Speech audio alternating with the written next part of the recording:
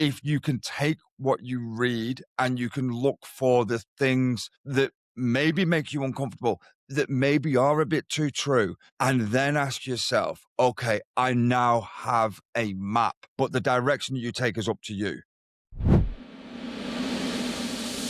Greetings and welcome to the Beyond Fluency Podcast Conversation Club. Today I'm joined by a fellow countryman, Arky Jones. Welcome, Arky. How are you? Really good, Liam. Thanks for having me on. Super excited to be here. Fantastic. Well, I have the pleasure of introducing my first Brit to the Conversation Club, but quite obviously you're from a different part of the country that I am. Tell us a little bit about where you're from and where you are right now. Well, I'm originally from the northwest of England, from a place called Preston, which is what I would say is an up-and-coming, delightful city that I recommend anyone to visit and have a nice holiday there. It's a splendid place, but I left quite some time ago, well over 15 years ago, for greener pastures and moved to Australia. And that was a journey that I will say that for me has been very, very worthwhile. Right. What was it about Australia that was enticing for you? Well, it's quite interesting. So what I looked at the time was effectively the demographics in terms of the employment rate, in terms of the salary, in terms of the crime rate. And then I looked at the education levels in the local area. I looked at the per capita kind of wealth and looked at Singapore was up there as well. At the time, Toronto was in the running and as they were in the higher echelons. And then it just became a case of Australia, particularly near Sydney, offered at the time, the house prices have become a little bit out of control now, but at the time they offered me, for the same as what I would have paid in the UK, with a higher wage and a bigger house in a location that is not better or worse, but I can go out at night relatively safely. No one asks you to buy booze or cigarettes at the local shops or anything like that. So there's definite, cultural shift coming over here. The biggest thing for me was the beach, the sun. And you will not believe the amount of space over here. Right. The amount of outdoor space it is. You can't even get your head around it. Right. Yeah. I mean, Australia is a huge country. Even though I think the perception is because it's an island and it sits on its own, you don't really get an idea of how big a place it is, but it's massive and there is so much space. And the quality of living that you get, what you can buy in terms of a house in comparison to countries like the UK is massively different. It's massively different. And I think the other thing that was almost dumbfounding is even in England, say you went for a walk in Windermere, or you went for a walk in, I'm just trying to think of, let's say Ben Nevis. Even Ben Nevis, apart from in the harshest times of the year, is a fairly busy place. Here, you've got a choice of 10 bloody mountains that you can walk on. You might not see another soul. You can get a whole beach to yourself if you time it right. And I'm not talking like some crappy beach with plastic bags on it. I'm talking this pristine acreage to yourself. It is quite phenomenal. The other thing is over here. Now, don't get me wrong. I don't mind fishing, but the fishing over here is just superb. Right. Are you like ocean fishing, catching the big barracudas and the big generally fish? The big fish. Yeah, you can catch jewfish over here. You can catch bream. These are all stuff relatively local to me. You can get salmon, and the thing with it is that because it's got a low population for the size of it, and so the pollution relative to other places is incredibly low. And so all this stuff is as fresh as you can get. I mean, there's obviously slightly different subject, with the mercury in the oceans and all that. So you limit your seafood a little bit, but it is absolutely, it's just a different world. And the first time I caught like a decent sized flathead, you'd have to Google it, guys, to see what it is. I didn't know that they're absolutely tasty, and it actually tasted better because it got me. Underneath their gills, they have this barb, and on the barb, they have this thing that causes anticoagulation. So anticoagulation is it keeps bleeding, and I got spiked, and that's kind of like, I believe that's an Aussie rite of passage. Right. to bleed out from fishing. I googled it at the time, and it said call an ambulance now, and I was like, yeah, nah, it's not that bad, and that's a classic Aussie thing. Yeah, nah, Right. Yeah, nah. it'll be right. Yeah. I'm still playing. Yeah, nah, it's all right. Yeah. I had a very pleasurable year living in Australia. I lived in Melbourne for most of that time, but I traveled a little bit, and I have to, I have to support the fact that the quality of life there is amazing. I was just working the classic traveler, working in bars and restaurants, but I was earning like $35,000 a year for doing that.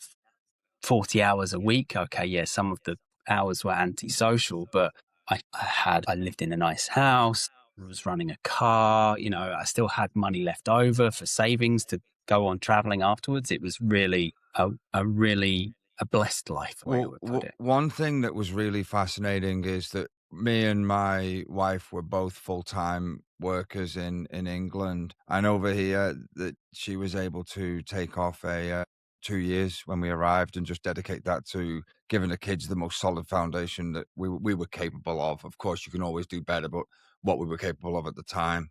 Yeah, exactly. So you can still have the classic typical one person income. It's possible in places like Australia, whereas in certain places, Italy included, it's very difficult to do that unless you're in very high level management type position. It's caught up, unfortunately. So all this kind of stuff has caught up. But when I arrived, I caught the back end of the previous kind of dip after the global financial crisis, and then I caught the rise like 4 or 5 years later. So I think that like these days it is still dollar for dollar, pound for pound, you're gonna live a more straightforward life. I think one thing over here that is absolutely something that people from England might not fully grasp, or people from Europe, is the tradies are paid as much as senior technicians. Their salaries over here are phenomenal. And don't get me wrong, they work hard, and they are very well protected. So the legislation in place protects them well. So what used to be seen as like, working class jobs, tough jobs, are actually some of the most sought after jobs in over here. Plumbers, electricians, it's decent money. Yeah, builders, people who work in a skilled trade, right? That's we call it.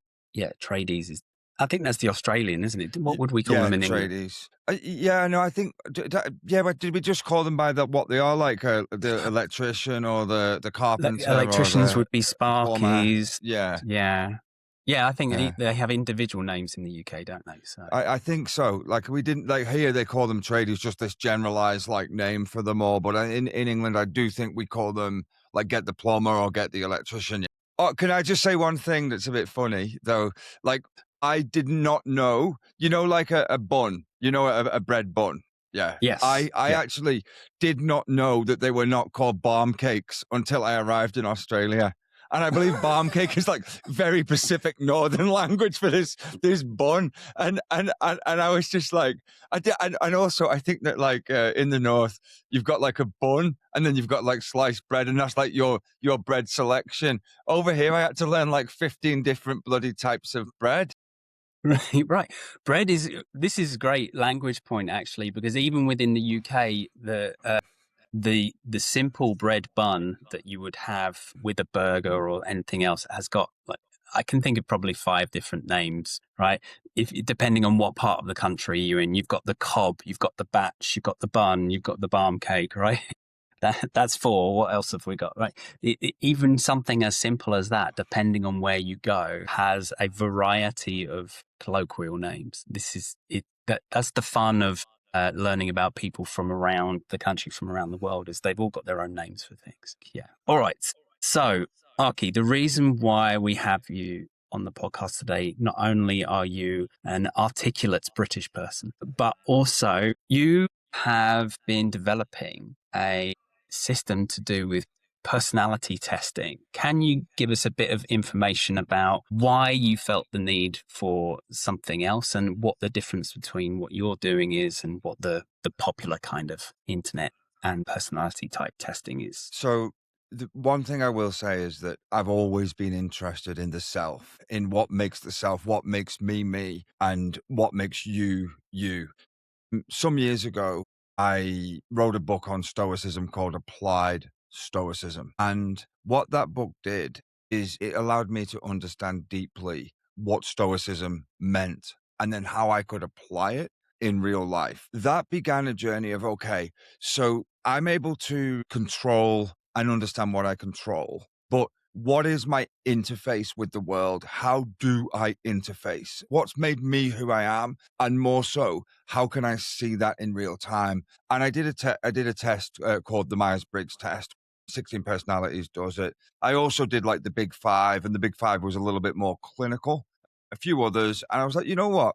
These are quite interesting, but they all seem to be either half a toe in here or half a toe in there. Like this is kind of clinical. This is kind of like, this is deep insight, and they all seem to sell something to that I did not believe. The marketing was clever, but I just didn't believe it. So what I thought to myself is, okay, is there a better way to do this where we can have both a deeper test and its sole aim is to hold a mirror to someone's self in that moment, not to define them, to give them insight into their pattern at the time they take the test. And I wanted to be as accurate as I possibly could because I also didn't like the scoring system. I wasn't particularly fond of it. So I set about in thinking, okay, well, because I think quite detailed, I think in quite a fine way. And I thought, okay, I actually believe this to be true 80%. So with the test, what I did is I used 2 to the power of 6. So that's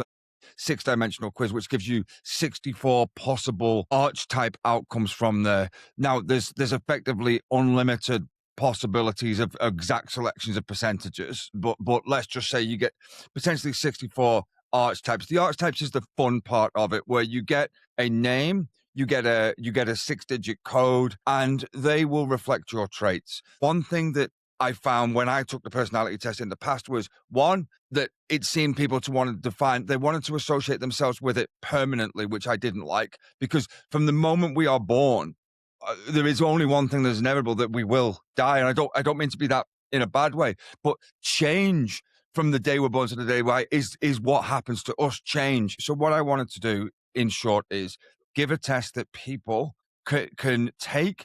They can hold a mirror to themselves. They can see a very, very accurate portrayal of them at that moment. Not only their strengths, not only their weaknesses, but their blind spots as well.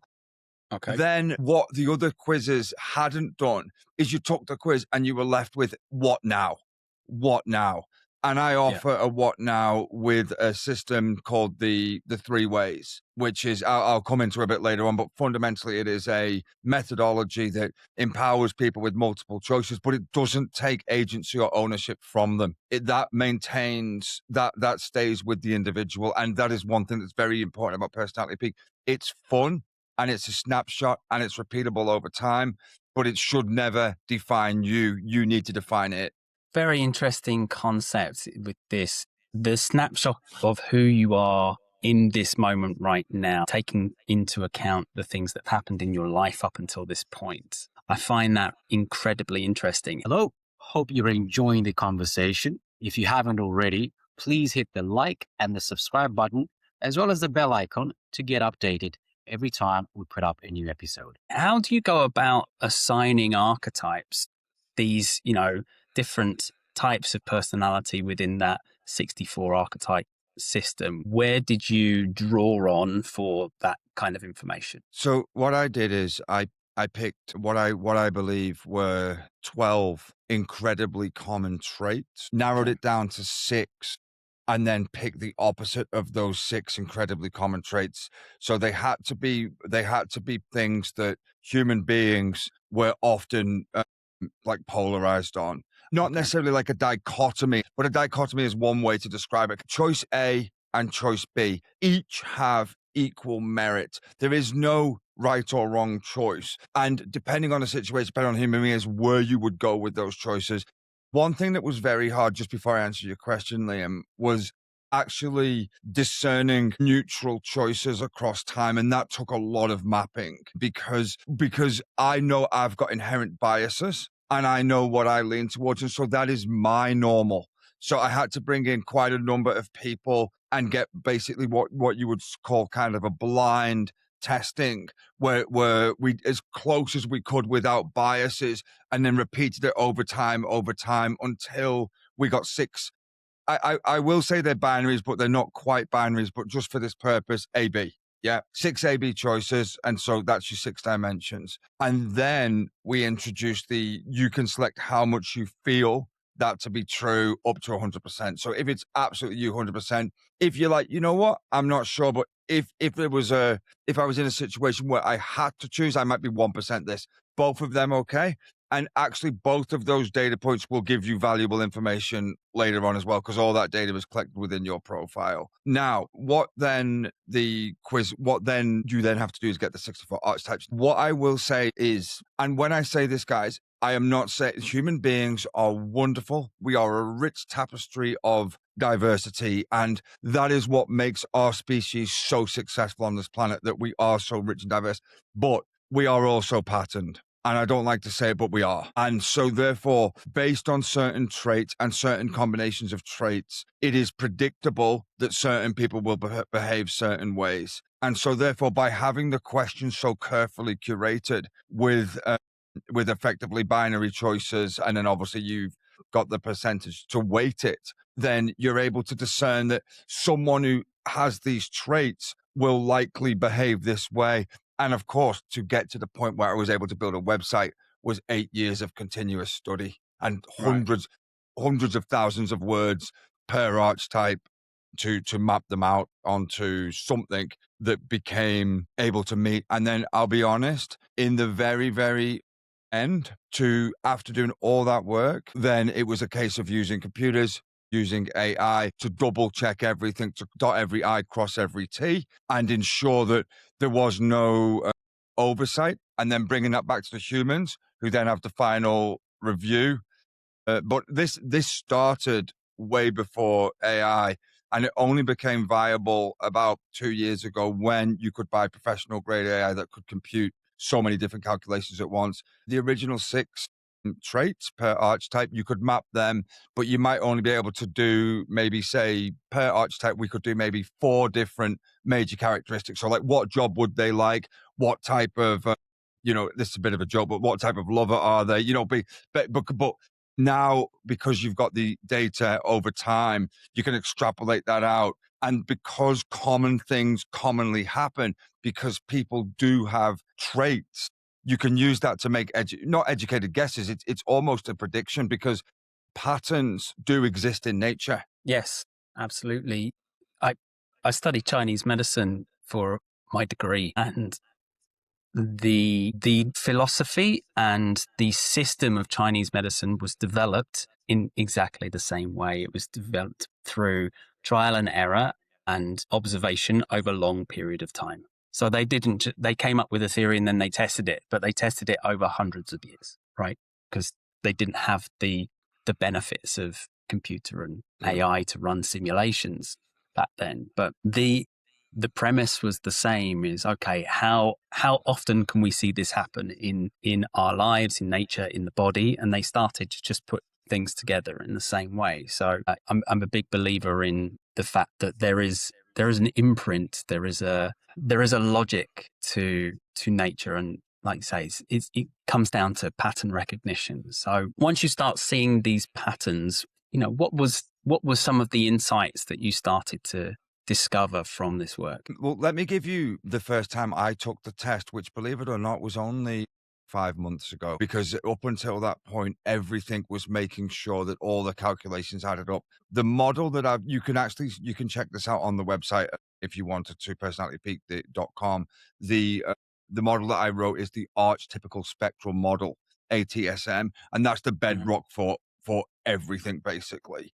The biggest insight for me was when I took the quiz, I got the answer, the free thinker, and I was almost dumbfounded. So I took it again, and I took it again, and it was repeatable over time, and it was repeatable with different people. And so, to answer your question, what did I get? When I did my own, and then all the data points came in, and I read it, it was absolutely brilliant. And the thing, the one that I took was that my biggest strength, my ability to run, 7, 8, 9 projects all at the same time, to have 8, 9 ideas come simultaneously and try to sort them is my strength. But it also has a shadow. And that shadow is that I often will start things and not see them through to the end. I'll often have ideas far beyond my ability to carry them out that then causes me frustration that my financial capacity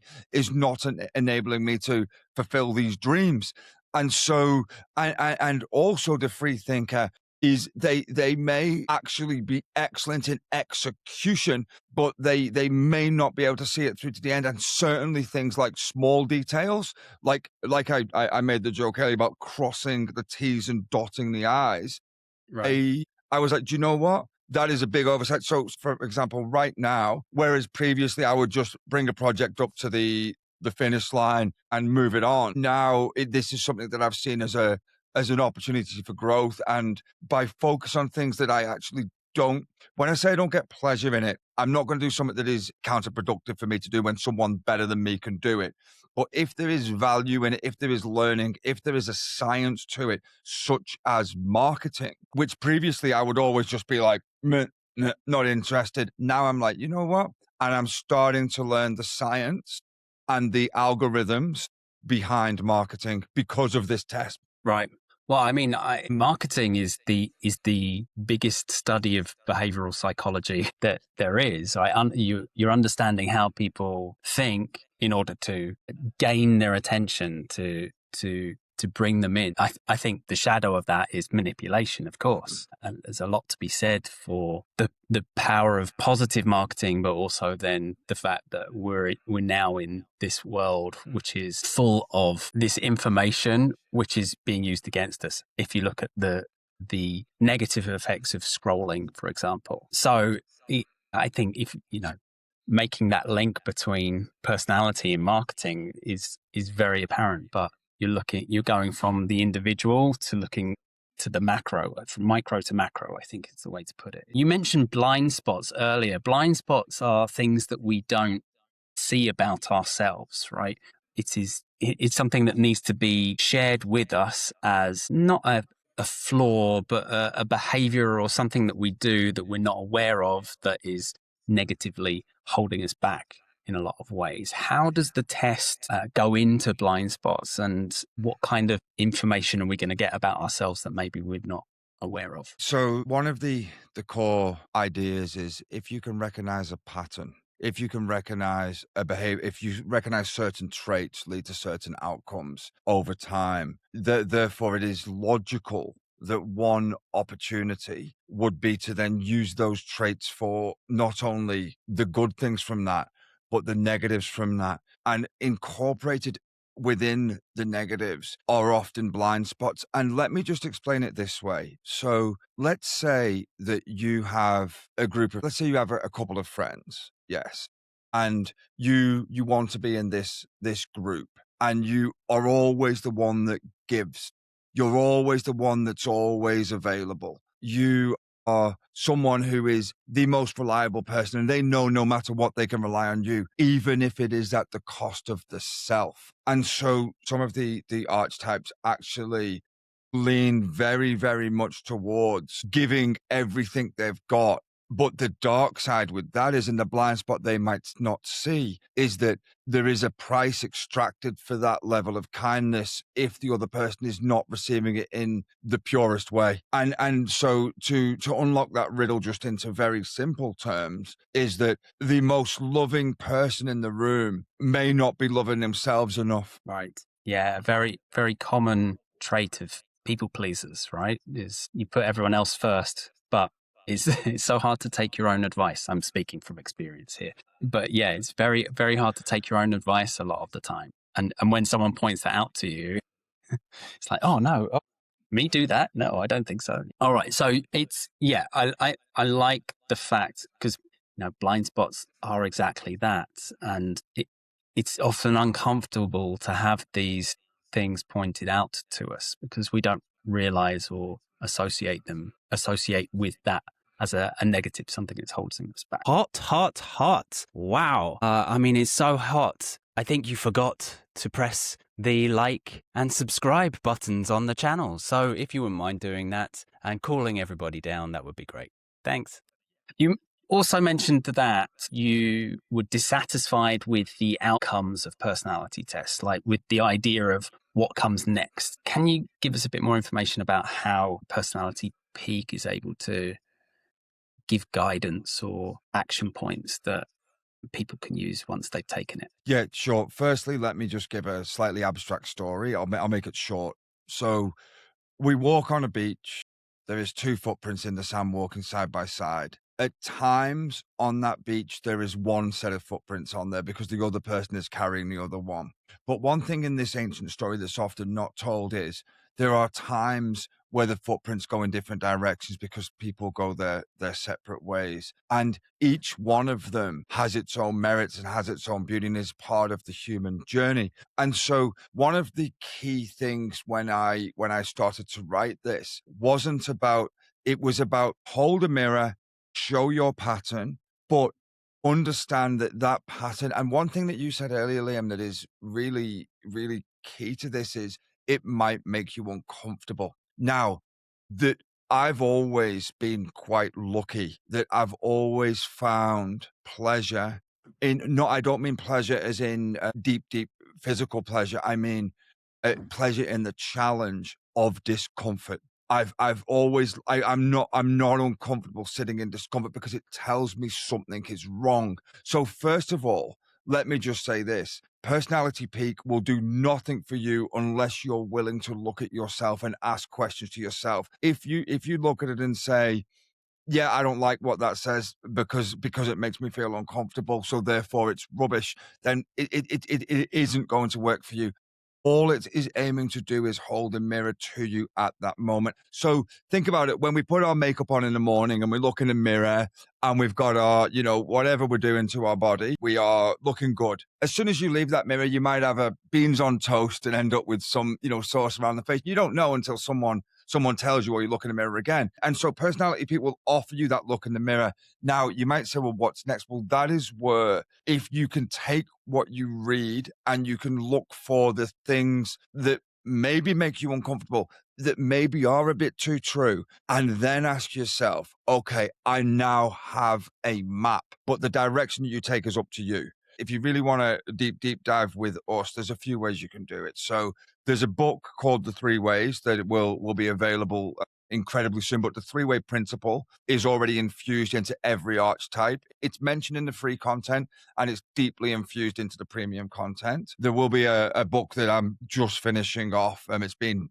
a long time in coming, but it's one of the core foundational principles of what to do next, called The 3rd Way. And the 3rd way is, it gives you 3 options. So it gives you a stoic option. It gives you what I call a natural option, but it ultimately comes down to surrender, but not surrender as in giving up. It's being willing to walk away. And then the 3rd option is called the peak option. I'd be silly not to do it, PEEK. And I won't spoil it, but the K stands for, it ultimately comes down to keep or kill.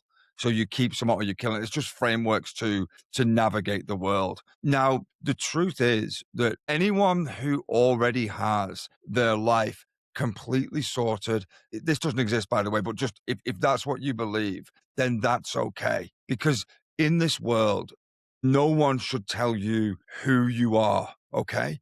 That is up to you. But holding a mirror and asking the question, that in itself has value. And then just a couple of other things you can do is that's kind of self-directed and your own map, you take the journey. There is another technique where you can write to me, and I write this personally, is you send me in, there's a questionnaire with 32 questions on there. I believe it is the most detailed insight into the self. You send that to me, I marry it. Well, your archetype's already part of that. Marry your answers up with your archetype, marry it up to the database, and I'll give you the most possible detailed answer. And then ultimately I do a coaching as well. I think that for most people, myself included, there are always options when we look at these kind of programs. And certainly I feel like I benefit better when I'm working with someone on something and getting that accountability and professional support. I would describe myself as a done for me kind of person. And so a do it yourself, you've got a DIY, a do it yourself kind of person, and a done for me kind of person. I'm a done for me kind of person. So I usually need that one-to-one support to get through something. I'm less likely to be able to continually motivate myself to do it without that. So 100% agree on the coaching. That was the idea. It was kind of like, if you wanted this to be genuine, you had to give people the options from you take the test once, you nod at it, and you walk away, right the way up to there's a support place. There's a support mechanism in place. The core reason I did this was actually more about trying to understand myself. And in doing so, in doing this, because I'm an avid writer, an absolutely avid writer. And in doing so, I actually discovered that this could benefit other people. And then I just put it into action. Amazing. You mentioned writing a book on Stoicism earlier, and that you've integrated the principles into the three-way system. For those people who don't have a good knowledge of what Stoicism is, can you give us like a brief overview of it and why it's important to you? Yeah, well, let me tell you this, and it's a true story, and it might be interesting to your readers. And this was kind of part of my journey. I would have been 23 or 24. I had two kids, and no, maybe 25, because they were old enough. They were old enough to disturb me, and they disturbed me because it was on my birthday, and I'd been out the night before with my friends, drinking, and basically had a hangover, which was, and the kids were so excited, and they brought me this present, this little present, and they were super happy to give it to me. And I shooed them away, just leave me alone, I'll come out shortly, and then reach for this lukewarm water and two paracetamol and two ibuprofen, and waited for them to kick in, and then finally went out. And sitting there was this book that got me, and I don't know how they'd found it. I don't know who'd recommended it to them. To this day, they were so little, they don't know, and my wife won't tell. But it was called Meditations by Marcus Aurelius. And what that book taught me, Marcus Aurelius, just for anyone that wants to know, was a emperor of Rome. He had all the power in the known world at the time, and he chose to use it for good, like genuine good. He didn't go down hedonistic pleasure pathways. He didn't go down anger, resentment, hatred, war. He always tried to choose the best choice with what he had available. But one thing that was underpinning with the Stoic principles is that it taught me that what you can control to the fullest, and take maximal ownership and seek maximal truth within what you can control. But anything beyond your control, just let it go, accept it, and let it go. Like a paper boat you put on the one side of the bridge, you run over, you watch it on the other side of the bridge, down the stream, and just it sails away or sinks, depending on how good you are at paper boats. Yeah, nice. Okay, so the idea of control and letting go, very important, especially when it comes to the self and emotions and living our lives in a way that is productive, not just for ourselves, but for society in general. Yeah, very interesting. And also the maximal ownership of the self, because people externalize blame quite often. They look for someone to blame, like he did this, she did that, they did this. Right. Stoicism would, up until the point that you can take maximal responsibility, but take no more than that. Do not, because one other weakness of humans is taking responsibility for things that are beyond their control. So you own what you can own, but you do not take ownership of anything you cannot. And you do not allow others to put upon you beyond what is your capacity for responsibility. Yeah, absolutely. I think we have two ends of the spectrum, right? Two polar opposites. You have taking no responsibility and then taking too much responsibility on the other side. The British are well known for saying sorry for everything. Someone treads on my foot and I say sorry to them for, I'm sorry, I put my foot in the way of yours, right? So this is the polar opposites. This is the dichotomy of the idea. And actually, really, we should be somewhere in the middle, which is accepting full responsibility for those things that we are responsible for, and then not taking it from other people who are trying to shift it onto us particularly. Yeah. Wow. And this is, I imagine this has had quite a significant impact on you. You've written a book about it. Key takeaways from today in the comments section below, please. We want to hear what was the most important thing about this conversation for you. The final thing I wanted to ask you about for Performance Peak is the idea of who are you when? Can you explain a little bit more about that and how this is incorporated? The idea is, do you have a fixed self? And this is one concept that I would ask the viewers to just think about. Okay, so who are you? And I'm asking this genuinely. And then ask yourself, am I the same person when I'm with my mother, when I'm with my uncle, when I'm with my father, when I'm with my friends? Am I the same person when I'm alone at home than I am when I'm alone in the woods? Am I the same person when I'm at work? Am I the same person when I've done something wrong? Am I the same person when I'm angry? Am I the same person when I'm happy? And I think you'll find that if you look at it, that we wear many masks. And so what that shows you again is that the self is not fixed. It is an interface with the world. But the who, what, when, the interesting thing is the underlying operating system still exists. So think of it as, let's say it's a good quality Linux system. And that underlying operating system is there, but you can modify it, you can look at it, you can change the code. But even though you're a different self in all those situations, in terms of the way you behave, the way you act, the way you interface with the world, the underlying matrix is still there. The underlying operating system is still there. And so therefore, if you can understand that, if you can understand you can understand, let's say, for example, that every time your sister tells a joke, it irritates the heck out of you. Or your dad says something that, that if someone else said, you might find it funny, but because they've said it, it annoys you. Or you can switch that around and, like, when a good friend makes a joke that's a crap joke, you might laugh. Or let's say a boss who has power over you makes a joke, you might laugh. But let's say a colleague you don't like makes the same joke, you don't respond. And this is where the one thing is, if you can understand the operating system, you then start to understand your underlying motivations for doing things. Once you can understand the underlying motivations, the core belief, so to speak, the self at the time, then you can start to truly begin to live.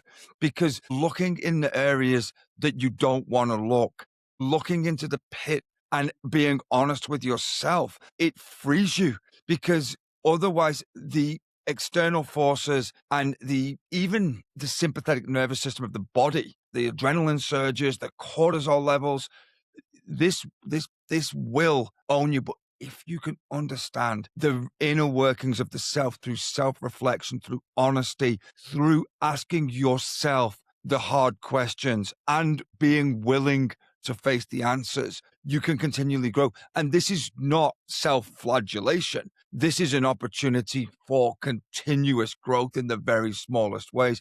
And let me give you one real example about this. If I see a dishwasher full, I empty it. If I see dishes in the sink, I put them in the dishwasher. If I see my bed is not made, I make my bed. And I do it partly because it looks nice, but I also do it partly because if I don't, all hell comes down from my wife. And so but I'm saying that, like, my interface was upgraded, whereas up until that point where the data in, data out, behavior modification, more straightforward life, up until that point, I was happy to have the dishes sitting there for a week. Yeah. But it's a silly example. I think we can all relate to that one. Yeah, absolutely. Arky, thank you so much for your time. Have you got one final thought that you can leave with our audience today? Yeah, absolutely. Look, guys, life is a series of moments. That is all it is. We are born, and the thing that happened before we were born, we don't know. We don't remember it. But at the very dawn of time, the very dawn, the beginning of the beginning, the alpha was what they call the Big Bang. Before the Big Bang was infinite potential. You are made of the very same infinite potential that created all the stars, that creates this earth that we're on. We, as a human beings, have an absolute privilege to just be alive. The very fact that we can look up at the stars and see the universe, the very fact that we can feel the grass, we can see the animals, the birds, we can feel the ocean water on our legs is an absolute privilege. And I never coined this phrase, but if I was to give you $10 million today on the proviso, it died with you tomorrow morning, you couldn't leave it behind, nobody would take it. And your life is infinitely precious. And so please, guys, all I'm asking is look after yourselves, think clearly, look at your patterns, get to know yourself. The world is wonderful. It does not have to be lonely. But if you can know yourself, if you can truly reflect and truly be honest, you'll tend to find you will attract so much to you because there is a beauty in truth. There is a raw beauty in truth, and truth will change your life. Very nicely put.